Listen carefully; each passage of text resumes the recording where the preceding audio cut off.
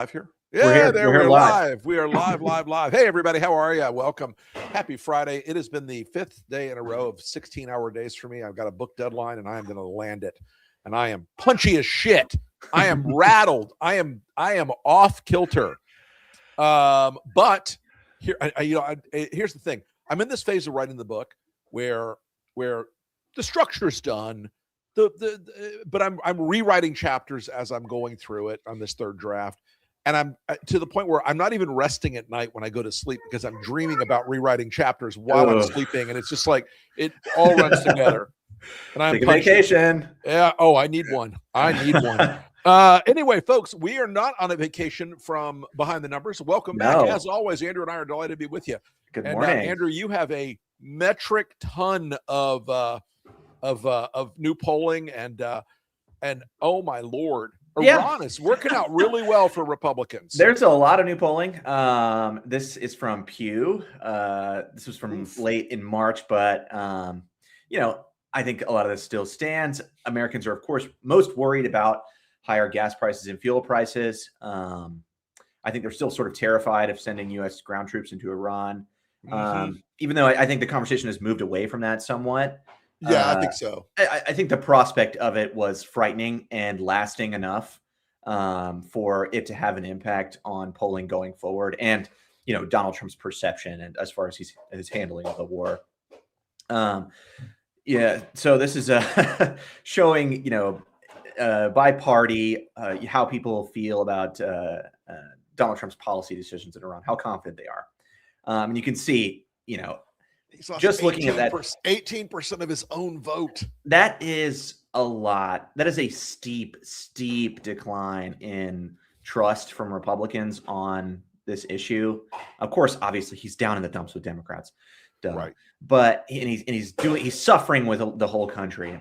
But it's the most significant when he's losing this huge subset of Republicans. And we'll talk about this more later. But we're starting to see somewhere but 18 to 20% of MAGAs themselves falling off, which blows my mind. The stickiest cohort in the Republican coalition. When you're there were always soft pieces to MAGA, right? Like the people who are 3-time Trump voters are not the soft pieces, but he brought people in. He brought new people in, which is surprising, but he did bring new people in the last decade. But this is concern by party about higher gas prices and terrorist attacks. I think that is something that it's still lingering out there. Iran hasn't pulled that lever yet because I think they see themselves as winning the PR war here, and that wouldn't be useful. That wouldn't be useful to winning the PR war. It would be the opposite. Yeah, right. Now, can they stoke fear? Of course they will, and they have been, and they're going to continue to do that. And I think that is what's driving these numbers on Iran. And this, we've said it a few times now on several shows. This is the most consequential thing that's happening in U.S. politics right now. It's going to be what determines the outcome of the midterms. He's desperate for a deal. He's trying to scratch together a deal. He's really hoping that something will come. Trying. He's blocking. Right now, as we came on the air, Andrew, we were just talking about this before we came on the air. Trump is apparently going to give them $20 billion, which I was told when Obama did that was bad. I was told that. It was going to fund terrorism for 100 years. Well, that's the truth, though. It's going to fund the proxies. This money will go straight to the proxies. And this is the big mistake of this whole thing. Blockading the Strait gave them, the war with Iran gave them, real control over Hormuz. That's right. And that made, that a money maker, and that money goes to the proxies. So we've done nothing but fund the proxies by fighting with Iran. We've done nothing but give Iran free cash. Right. Hezbollah and the Houthis must think they won the lottery. Oh, of course they feel that way because, the Houthis haven't even had to play the Trump card, which is blocking the Bab-el-Mandeb Strait. Yeah. And should that happen, that'd be. Oh, you want to talk about, and that's the entire, not just the energy economy. That's the whole ball game. The whole ball game. And, you've heard a lot of people compare this to the Suez crisis, which ultimately ended up with the U.S. saying, no, you can't do that. You have to stop fighting this war with Egypt. This is hurting everybody. But here's the thing. There's no player that's going to step up to the U.S. and say you can't do that. China won't even do it publicly. They're, of course, helping the Iranians, but we are just going to keep shooting ourselves in the foot over and over and over and over and over again as long as Donald Trump continues to pursue this war. And no one's going to stop him. No one in his administration will stop him. None of the influencers will stop him. Yeah. He will just keep going because he can't. He has nothing else. There's no other option for him. Yeah, and you know, I think he saw this. Oh, unless he invades Cuba, of course. We'll get to that. We'll get to that. We'll be there soon. Maybe next week. Well, maybe in the next couple of weeks. We'll see. I think he's got to move all these assets back and forth. Marco has a beret fitting. Oh God. I'm sure we'll see Marco in the green jumpsuit. The Viceroy of Cuba. I love that. That's good. It's a wholesome. It's going to be at Batista's old palace. Oh God, I'm sure he would. I don't know. Let's not go there. Let's just leave it. Let's leave it. If you offered Marco right now to be the president of Cuba, he'd get the fuck out. He'd be down there in a hot minute. Well, no, he just, he's what is it? What is these people have multiple jobs? They're sort of he's just moving the mouse around on all his different jobs. Right. I'm sure he would just phone it in. He's got 4 monitors up there. Okay, this is my national security job. This is my State Department job. Oh God, poor guy. I mean, he's just a snake. So I think we got some Trump approval numbers here to get down to the meat. They're great, folks. They're super. Donald Trump's the most popular president ever among people named Donald Trump. The only thing that's what's not changing in the polling is the direction here, and nothing else is really changing. Right. Like the direction of Trump's polling is just straight down into the gutter. Yep. It isn't. A couple weeks ago, we were like, it'll never get into the low 30s. Yeah. No. I believe that. I believe that. Honest to God, I believe that in January almost. Yeah. But that's just not the case. He can go down to the low 30s. He can go into the high 20s if we keep going down this path. By the way, folks, all these polls are before the Jesus picture and the war with the Pope. Yes, which we'll get to. Which we're going to get to. He can go into the 20s. I swear to you, I know that sounds crazy, but it's possible. This is his trend line right now compared with other presidents and second terms. He's unpopular as hell. I mean, more unpopular than Joe Biden, more unpopular than George Bush. He is. I mean, look, when that George Bush number, that reflects 4 years of terrible war news, Katrina, and gas prices that at the time, folks, were in the stratosphere at $3.16. Yeah, and Trump is visibly worse than all of these other presidents in comparison. And he will go down as the worst approval ratings of any president in history. So this is where you see strongly approve, strongly disapprove, and so these are the numbers that are less likely to move quickly over time. So those strongly disapproves are people who that cohort is mostly people who hated him already. But you can see it's trending up towards 50%. Yep. Which I think is very significant for strongly disapprove. Normally, what you get is that number is somewhere in the mid 20s, low 30s, and then you have the somewhat disapproves. But that is not the case here. It is a growing number that is eking out these other numbers. So the weak disapproval, the room to grow for strongly disapprove is not that much anymore. We've already almost reached, they're sort of at the mathematical limit of it. And anyone who's still strongly disapproving at this point, they're not coming out. They're not coming out. It's just not going to happen. Or strongly approving. They're just not going to. I think that weak disapproval number is. I think that ratio of strong disapprove to weak disapprove is really the most striking piece of data here, because that has been a fairly consistent ratio over time. Yeah, and it just doesn't. It doesn't bode well.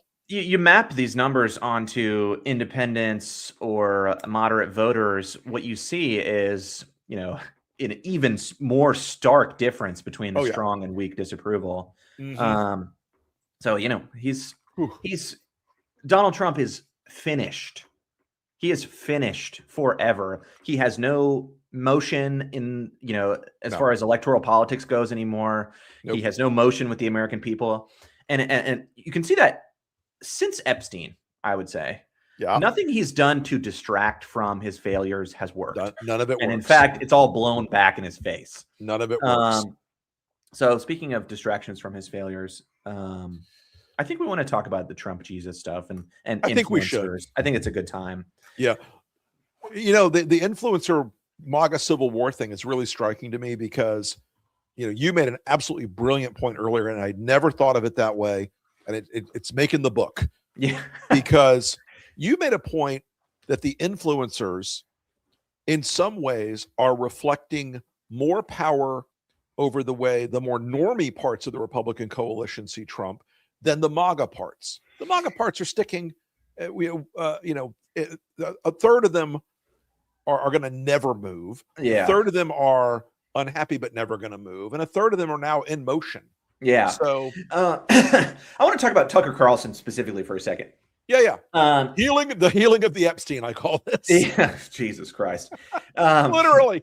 Well, I mean, first of all, what are we doing here? He said he was portraying himself as a Red Cross doctor. Sure. And it's just insane. Yeah. But so Tucker, I'm a wizard. Tucker's, I think, an important point here. Yeah. Tucker becomes big on Fox News. And we know who watches Fox News. It's normie Republicans, boomers. It's, the sort of suburban Republican baseline. Right. Not the rally going MAGA crowd. They were already watching One American News. They were watching they were watching Newsmax and the War Rumble and War Room. They're on Rumble. Yeah. They're nuts. Yep. And they're still committed to Trump in a major way. But I think what you see is that the influencers that are breaking with him are having more of an impact on normie Republicans. And Megyn Kelly is another good example of this. Somebody who comes from the Fox News orbit probably drew a significant part of her audience from Fox News, honest to God. And they're all nuts, of course, but I don't think that Tucker has the same influence on MAGA, although they were, they were tearing their shirts when they were fighting. They were having this, all these MAGAs were weeping and begging Trump to stop fighting with the influencers. Please, sir, these people love you. You can't betray them. I think that's mostly astroturfed. Most MAGAs are still with Trump through and through, although there is a small section of them that are peeling off, which we think is between 1/5 and 1/6. Right. And maybe you can make a different argument with somebody like Nick Fuentes, who's much more popular with the younger gripper crowd, the Hitlerites online.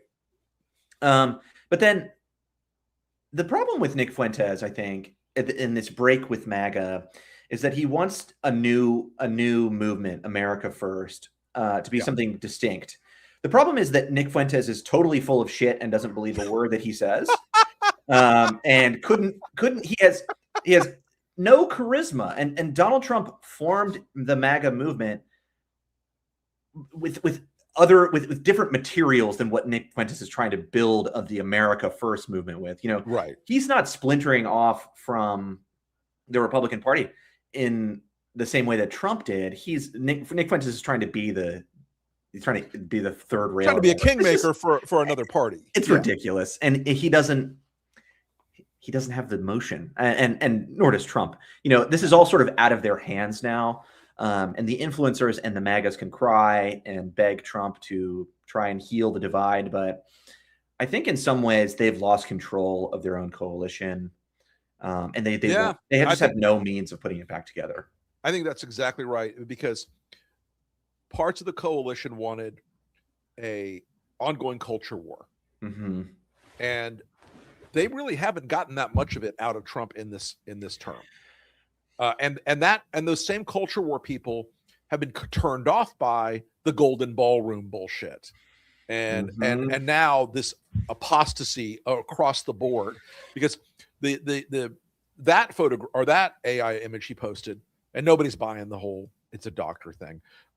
That got a lot of evangelicals very upset, including some that we know pretty well, who are just like, nope, I'm done. That's it. Yeah. Cut it off. And it is a shock to me that is where they drew the line. I mean, he's been blaspheming for his whole life.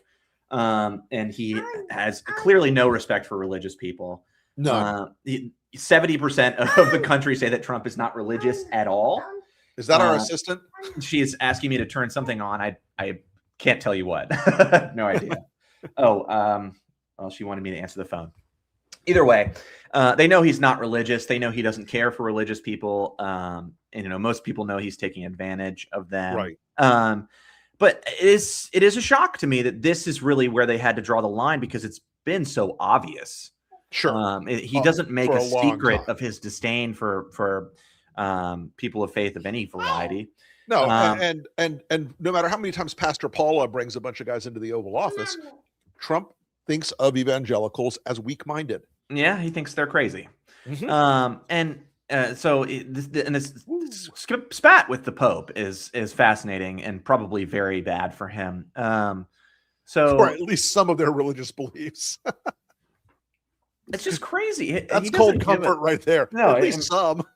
and they know Trump is secretly pro-abortion. He's secretly not. They know he's an adulterer. They know he screwed porn stars. They know he's paid hush money to whores. And he's describing him as faithful would just be comical. I mean, he's fighting with the Pope, and I know that Protestants might love this, but there's a lot of Catholics in this country, and I know we tend to say American Catholics and think of Hispanic voters, especially here in Florida. Not the case, actually. Most Catholics in the country are old white people, working class white voters, and they're in Pennsylvania, New York, Pennsylvania, Ohio, New Jersey, Michigan, really Wisconsin. critical states. Yeah. And he's scrapping with the Pope, and obviously. So why don't we play the clip of Trump going at the Pope? A approval standpoint, who's better positioned right now in the United States among American Catholics? Maybe President Trump is jealous of Pope Leo XIV because it is a blowout. It is a blowout, and this is just the American public at large, John. Look at this. It is a blow on the net popularity rating. Pope Leo XIV at plus 34. Look at where Donald Trump is at minus 12. It's not even close. Sad. It's a nearly 50-point blowout amongst the American public at large. Pope Leo XIV absolutely crushing President Trump when it comes to how popular they are, at least as of the last month. And I will note that Pope Leo was the most popular person tested by NBC News. I believe the president is making a humongous mistake going after the most popular guy in America, at least well-known guy. I think this is a fascinating. That's going to drive Trump so out of his. Yeah, it's going to make him. That's going to eat him alive. There's an interesting historical question here. It's like, Trump came into office and tried to grab all the levers of power that he could. And of course, we didn't have an American Pope at the time, so he couldn't necessarily grab that lever. Right. Nor could he anyway. But he wasn't able to do that in a way that was significant enough for him to have, a full takeover of the United States, a full coup, the end of the at the end of the experiment, the true regime. But that wasn't the case with somebody like Mussolini. He had the support of the Pope at the time, right. And he was, Mussolini and Hitler are able to grab all these levers of power. Trump is not able to do that in the same way. I do think he's a fascist, of course, but he's not as successful as his predecessors in this game. And I think it's going to come back to bite him in the ass. We had to fight a war to deal with Hitler. Donald Trump will probably end up in a jail cell. Which will be a great day. Yeah. And he's losing. I think what's significant about his bad polling is that his capacity to fuck around is sort of predicated on being popular. Sure. He can't do as much. He can't fuck around with the midterms as much if he's less popular, if he doesn't have this legitimacy behind him. And he's losing it. He's losing it from all vectors. So I mean, look, breaking off even small fractions of his coalition now, not his base, but his coalition, with evangelicals. There are evangelicals who strongly object to what he's doing. Yeah, they've been vocal. Let's play that clip of of some of those folks who were so angry about the Jesus picture. 2026, and Trump is saying MAGA means war with Iran, no Epstein files. MAGA means Mark Levin and Laura Loomer and Lindsey Graham are the best, and Tucker and Candace and Megyn Kelly and Alex Jones are the worst. People will not fight beside, behind, or for someone who is fundamentally disloyal. Hold on for a second, Candace. I just have to say this. If she didn't know that Donald Trump was have you met him? Just that you must be the most gullible person in the world to think, to imagine for a second that Donald Trump wouldn't stab you in the back and the front, if he given the opportunity and given, if he saw any kind of reward in it. And what's funny is, I think everyone in Trump's cabinet is aware of the dynamic. They know for a fact that Donald Trump will betray them, will stab them in the back if something goes wrong. Right. So the best game to play when you're in the cabinet is to direct his energy at other people and get them fired. Sure. For some reason, the influencers don't understand it. It doesn't click with them because I think they're all stupid. I think they're all stupid. Well, I mean, look, Candace is a talented hack. Yes. But she's not an intellectual. No. And all of them are from Tucker and Megyn.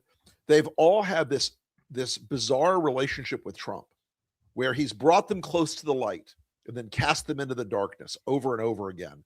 And let's play the doctor clip. I think we have the right clip. But let's play that one. Did you post that picture of yourself depicted as Jesus Christ? Well, it wasn't depicted. It was me. I did post it, and I thought it was me as a doctor, and it had to do with Red Cross as a Red Cross worker there, which we support. And only the fake news could come up with that one. So I just heard about it, and I said, how did they come up with that? It's supposed to be me as a doctor making people better, and I do make people better. I make people a lot better. That's a disgrace. I'm very upset about that. I mean, how egotistical can you possibly be? I'm ashamed that he would actually do that. A man I voted for and trust. They trusted him. My favorite image in the Jesus picture is above his head that what look like angels, but that one in the center looks like Baal. Yeah, clearly it's some sort of demonic figure. But Trump, he can't stop doubling down on this. But let's play the airport clip of Trump attacking the Pope. Attack Pope Leo on Truth Social. I don't think he's doing a very good job. He likes crime, I guess. In English, I would simply say, once again, what I said in the Urbi et Orbi message on Sunday, asking all people of goodwill to search always for peace and not violence, to reject war, especially a war which many people have said is an unjust war, which is continuing to escalate and which is not resolving anything. In fact, we have a worldwide economic crisis, energy crisis, situation in the Middle East of great instability, which is only provoking more hatred throughout the world. Andrew, the Harry Enton thing with the polling, now Trump spritzing, it's like he feels like he's running for Pope. Oh, man. There's no term limits for Pope. That's my next one. I'm going to do it. I'm going to make it happen. Let's actually run Donald Trump's first campaign ad against the Pope. Pope Leo calls himself the Holy Father, the Vicar of Rome. But Pope Leo is hiding something. That's right.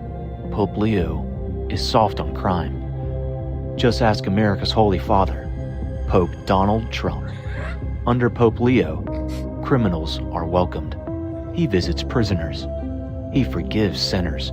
He preaches mercy, mercy. While innocent billionaires are persecuted, while honest, twice-impeached patriots face 34 counts of totally made-up charges from liberal extremists, Pope Leo sides with the needy. Coincidence? Or a radical agenda straight out of The New Testament? Even worse. Pope Leo refuses to persecute sinners. If he won't punish sinners, what's next? Turn the other cheek? Only Donald Trump understands justice, a system where he's always innocent, and you always pay the price. Pope Leo? He's weak, forgiving, compassionate, faithful, Catholic, and soft on crime. Donald Trump for Pope.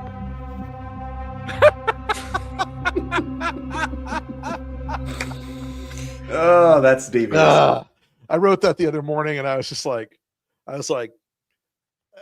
if you can imagine what he's thinking. Like, he's going to Fabrizio, like, get me the crosstabs. I don't know where his vulnerabilities are. What's in the verbatims that I can go at him on? Soft on crime, Pope. He likes crime. Hey, actually, Donald Trump is polling very poorly on crime, and I think that's I did not know really that. significant.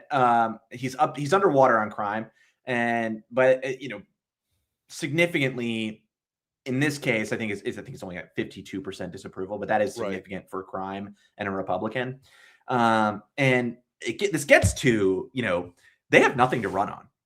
Absolutely zippo to run on. It's over. They can't run on the big, beautiful bill because everybody's tax refund is getting sucked down into their gas bill.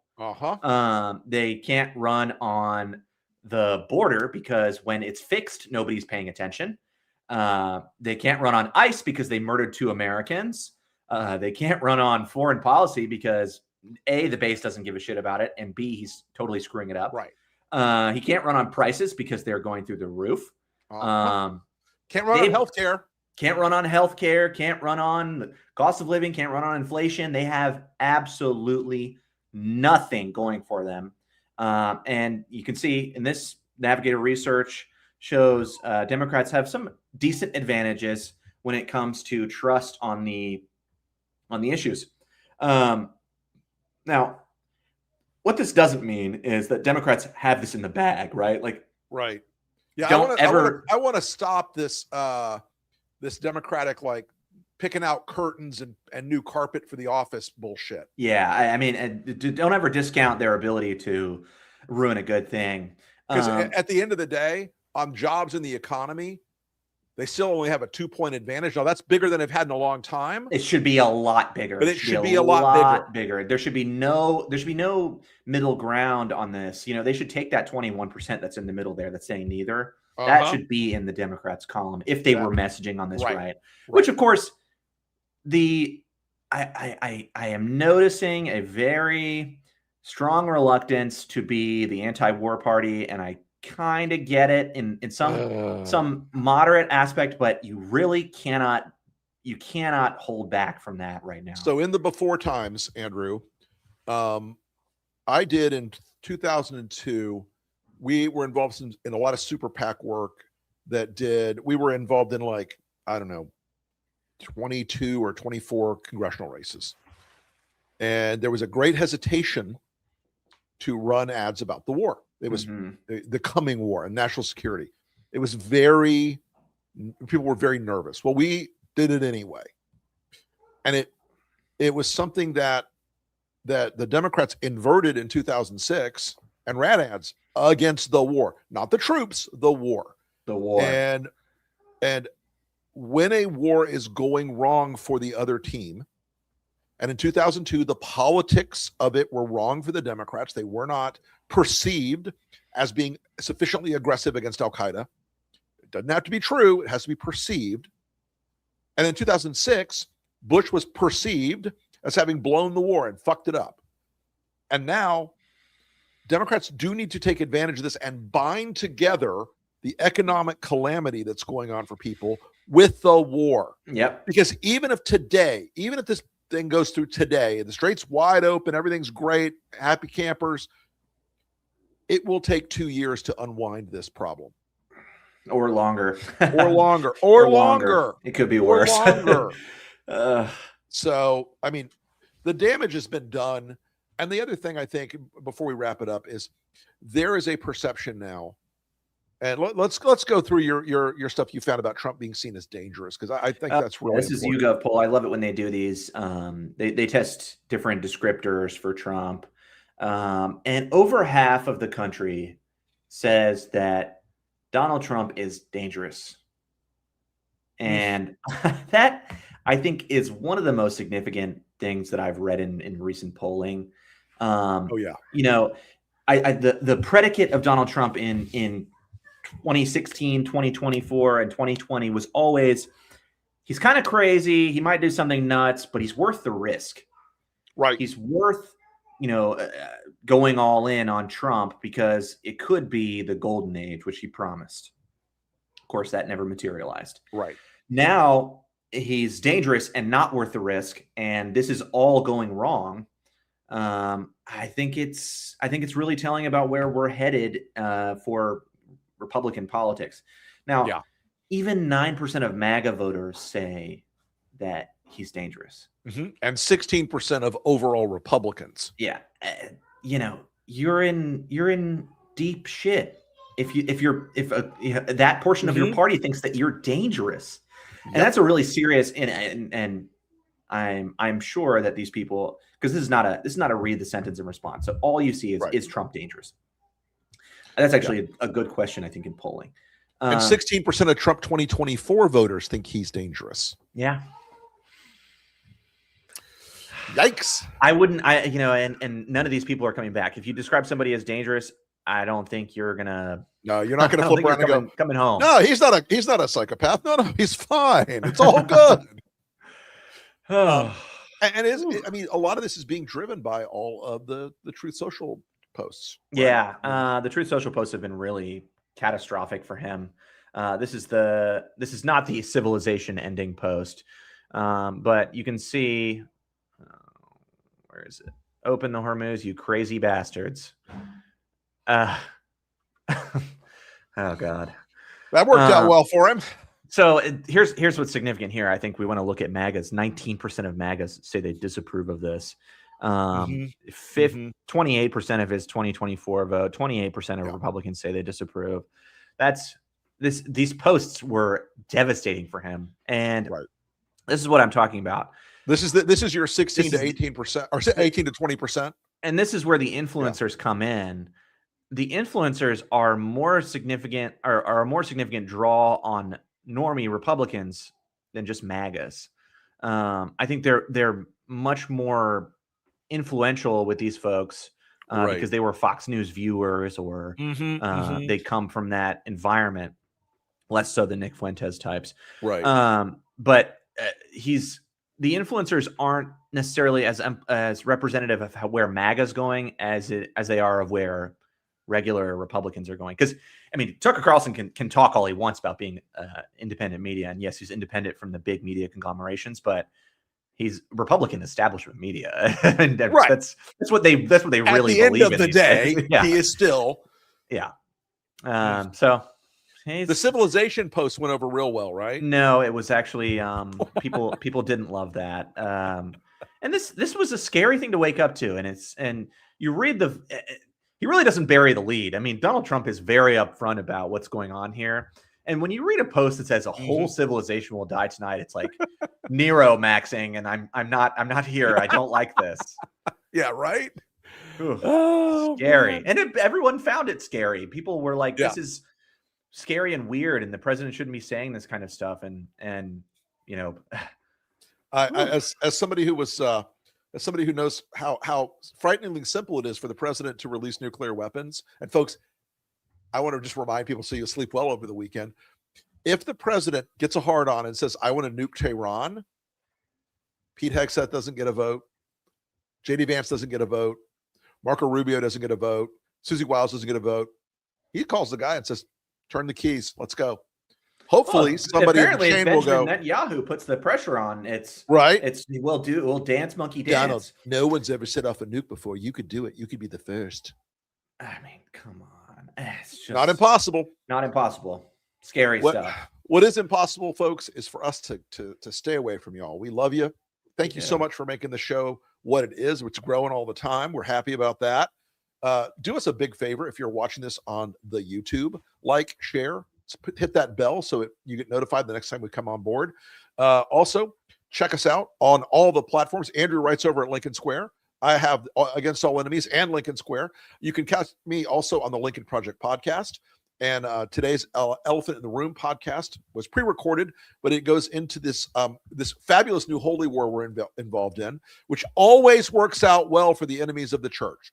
Anyway, folks, thank you so much for watching. We'll see you again. I will not be here next Friday because we're going to be to Washington for the White House Correspondents' Dinner. I'll be on a plane. Maybe Andrew will bring in a guest, but after that, we'll be back full time. All right, everybody, I'm going to go back to finishing this damn book.